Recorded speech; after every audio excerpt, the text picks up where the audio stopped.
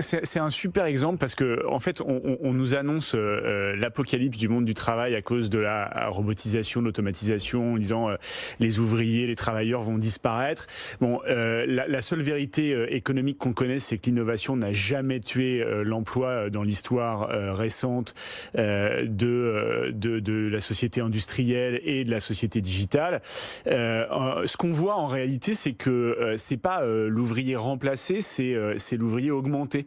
C'est exactement comme les exosquelettes de Ford qui permettent aux ouvriers à la chaîne en fait de diminuer la pénibilité de leurs tâches. C'est ce que disent d'ailleurs les chirurgiens, voilà. Là, les médecins, en exactement. disant on avait des opérations qui duraient 3, 4, 5 heures, debout, à la fin, tu trembles, quoi, t'en peux plus. Ouais. Là, si on peut être assis tranquillement, comme sur un poste de travail en fait.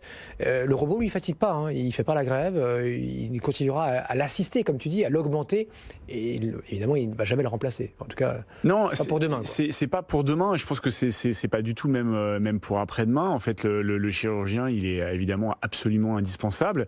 Voilà, mais c'est un bel exemple pour montrer qu'on va vers l'homme augmenté et non pas vers le grand remplacement à cause de l'automatisation, y compris l'intelligence artificielle. Si on prend le même genre d'exemple, aujourd'hui, il y a des algorithmes qui permettent de faire en quelques heures des rapports que les médecins mettent plusieurs semaines à faire. Ça leur enlève quelques heures supplémentaires inutiles, de la fatigue, plus de temps à se consacrer à leurs patients et du repos dans leur boulot.